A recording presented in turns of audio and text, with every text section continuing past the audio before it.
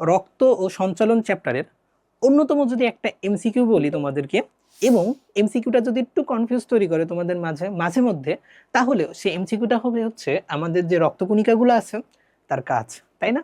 তো চলো আমরা এই রক্তকণিকার কাজগুলোকে সবচেয়ে সহজ উপায়ে তোমাদেরকে বলার ট্রাই করি। তো প্রথমে আসো আমরা রক্তকণিকাকে তিনটা ভাগে ভাগ করি। শ্বেত রক্তকণিকা বা ডাব্লিউবিসি, হোয়াইট ব্লাড কর্পাসল, অনুচক্রিকা বা প্লাটিলেট, আরেকটা হলো আরবিসি বা রেড ব্লাড কর্পাসল।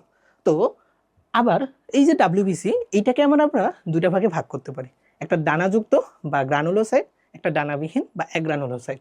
তো যেটা দানাযুক্ত সেটাকে আমরা ফিল করতে পারি, তাই দানাযুক্তগুলার নিচে আমরা ফিল লাগাই দিই। দেখো তিনটাতে ফিল আছে, কি কি? Neutrophil, eosinophil and ব্যাসোফিল। এখন আর যেগুলা দানা নাই বা অ্যাগ্রানুলোসাইট, সেগুলো লাস্টে আমরা পাবো হলো সাইট, দেখো লিম্ফোসাইট অ্যান্ড মনোসাইট।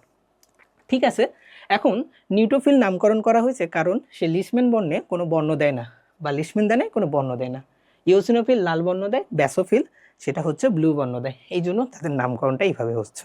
তো এখন এটাতে সবচেয়ে বেশি ইম্পর্টেন্ট হচ্ছে তাদের কাজগুলো আমাকে জানতে হবে।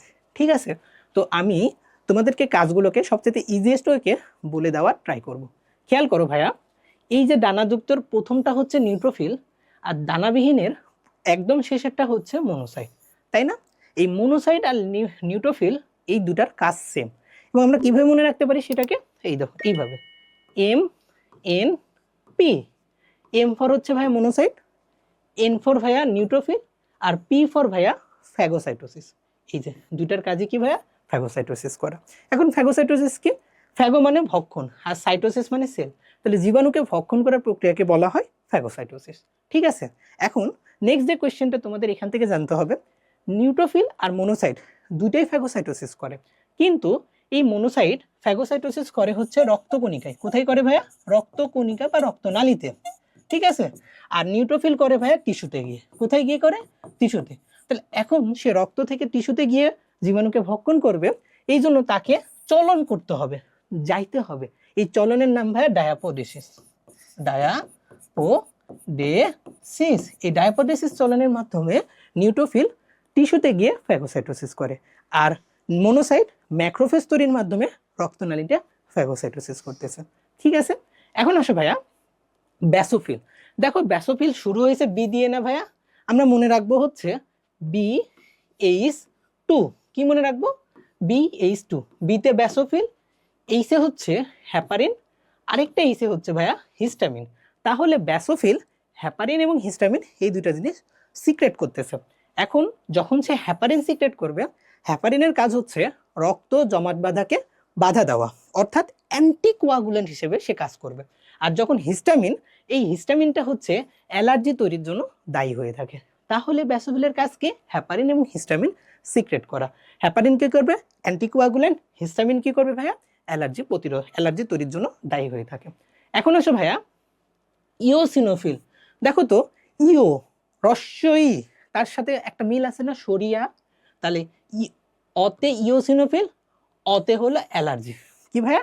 অতে হচ্ছে ইওসিনোফিল, অতে হলো অ্যালার্জি। তার মানে ইওসিনোফিল কি করবে? অ্যালার্জি রিডিউস করবে। খেয়াল করো, ব্যাসোফিলের যে হিস্টামিন ছিল সে অ্যালার্জি তৈরির জন্য দায়ী ছিল, আর ইওসিনোফিলের যে পদার্থ থাকবে সেটা অ্যালার্জি কমাতে হেল্প করবে। ঠিক আছে, এখন আসো লাস্টে হচ্ছে লিম্ফোসাইট। এই লিম্ফোসাইটটা কি করবে? লিম্ফোসাইট আমাদের রোগ প্রতিরোধ ব্যবস্থাকে ইমপ্রুভ করবে, যেটাকে আমরা বলি হলো ইমিউনিটি, আর ইমিউনিটি সেলের নামই হলো ভাইয়া অ্যান্টিবডি। তাহলে লিম্ফোসাইট কি সিক্রেট করবে বা কি তৈরি করবে? অ্যান্টিবডি তৈরি করবে। ঠিক আছে, এখন নেক্সট যে জিনিসটা আমাদের জানতে হবে, তাদের দিন, তারা কতদিন বাঁচছে। তো আমরা যদি প্রত্যেকটা দেখি, খেয়াল করো, নিউট্রোফিল আর মনোসাইটের কাজ সেম, তাহলে তাদের আয়ুষ্কালও সেম হবে। কত হবে ভাইয়া? 2 থেকে 5 দিন। খেয়াল করো, 2 থেকে 5 দিন। ঠিক আছে, এই দুটাই সেম। এখন দেখো ইওসিনোফিল এর পরেরটা, তাই না? তাহলে ইওসিনোফিলের কাজ যদি তুমি মনে রাখতে পারো, দিনটা 8 থেকে 12 দিন। কত? 8 থেকে 12।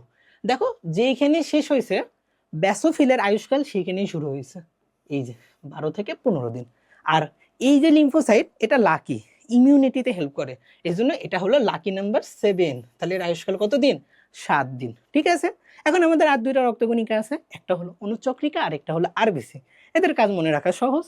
অনুচক্রিকার একটা যদি কাজ বলো, সেটা হবে রক্ত জমাট বাঁধানো। কি ভাইয়া? রক্ত জমাট বাঁধানো।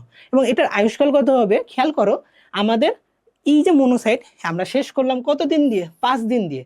আমরা 5 দিন দিয়ে শুরু করব, 5 থেকে 9 দিন। কতদিন? 5 থেকে 9 দিন। তাহলে দেখো আমরা শ্বেত রক্তকণিকার অনুচক্রিকার কাজ করে ফেলছি। তাহলে বাকি যত রক্তের কাজ আছে সে কি করবে? ডাব্লিউবিসির বাদে বড় ভাই আরবিসি করবে। ঠিক আছে, তো আরবিসি বাকি সব কাজগুলো করবে। তাহলে তোমাকে যদি বলে রক্তের ব্লাড গ্রুপিং নির্ণয় করে কে? আরবিসি। তোমাকে যদি বলা হয় অ্যান্টিজেন রক্তের কোন প্লাজমা মেমব্রেনে থাকে? আরবিসি। মানে অক্সিজেন পরিবহন করে কে? কার্বন ডাইঅক্সাইড পরিবহন করে কে? সব কাজের উপাদান। অ্যান্সার কি হবে ভাইয়া? তখন আরবিসি হবে। এই আরবিসি বাকি সব কাজগুলো করবে। না আয়ুষ্কাল কতদিন? খুবই ইম্পর্টেন্ট এটা ভাইয়া। এর আয়ুষ্কাল হলো 120 দিন। ঠিক আছে, এবং 120 দিন মানে কি বলতো? এটা অনেকে ভুল করে, 4 মাস। অনেকে কি করে? 3 মাস লাগাই দেয়। তো এটা মনে রাখবা। তো এই যে আমরা রক্তকণিকার কাজটাকে সবচেয়ে ইজিয়েস্ট উপায়ে তোমাদেরকে বললাম। তো ধন্যবাদ সবাইকে। আসসালামু আলাইকুম।